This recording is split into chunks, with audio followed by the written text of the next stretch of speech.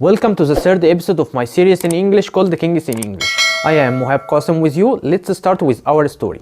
Over than 3,000 years ago, Queen Hatshepsut became a regent of the throne. Queen Hatshepsut is the daughter of Thutmose I and his wife Ahmose, sister and wife of Thutmose II. Their daughter is Nefru-Ra, and stepmother of Thutmose III, the son of Thutmose II and his secondary wife Iset. In fact, when Thutmose II died, his son Thutmose III was too young to rule. So Hatshepsut had ruled Egypt as a regent for about 7 years. After that, Queen Hatshepsut usurped the throne.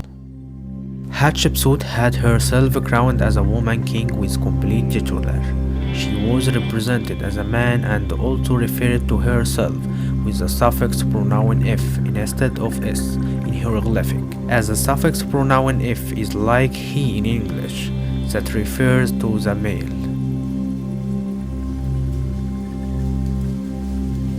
She considered herself the legitimate heir of her father, Thutmose I, and ignored completely Thutmose II and his reign, so she invented a co-regency with her father. Moreover, Queen Hatshepsut invented the divine birth story and represented it in the second terrace of Deir el-Bahri temple. Queen Hatshepsut is the first to use the divine birth as a way to legitimate her rule, which told us that she was a divine daughter of Amen-Ra by Queen Ahmose, her mother. The scenes told us that the god Amen visited her mother Ahmose, and as a result of that, Ahmose became pregnant from Amen. Another scene represented god Khanum, ram-headed god, create Hatshepsut and her ka over the pottery wheel. His Majesty said to them, "This daughter of mine, Ghenmet Amen Hatshepsut, may she live, I have appointed as my successor upon my throne." Actually, when Queen Hatshepsut tried to proclaim herself as a king, she needed a number of important figures like Senenmut. Senenmut was the architect, spokesman, and steward for the royal family, daughter of Nefru-Ra. He was born at Armid and no more known about his death, but he has two tombs, one of them at Sheikh Abdul Qurna and the second one at Deir el-Bahri. Senenmut was the architect who built to Hatshepsut her mortuary temple at Deir el-Bahri. Temple of Hatshepsut was designed in the form of Temple of Mentuhotep II.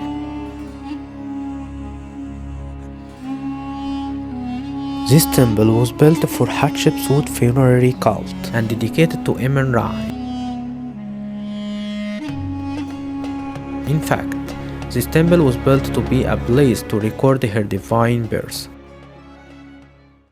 There is also another important figure in Hatshepsut's life, which was Counselor Nehsi.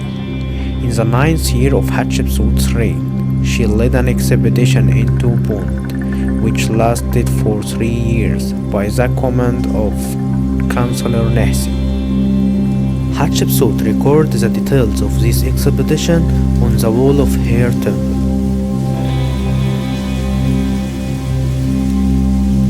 Hatshepsut also sent raiding expedition into Byblos and Sinai shortly after the Punt expedition. Queen Hatshepsut died after 22 years of ruling Egypt. In 1903, Howard Carter had discovered a tomb, KV60, in Valley of the Kings that contained 2 female mummies. One identified as Hatshepsut with nurse and the other was unidentified. In the spring of 2007, the unidentified body was finally removed from the tomb by Dr. Zahi Hawass and brought to the Egyptian Museum in Cairo for testing. This mummy was missing a tooth and the space in the jaw, perfectly matching Hatshepsut's existing molar found in the Deir el-Bahri canopic jar.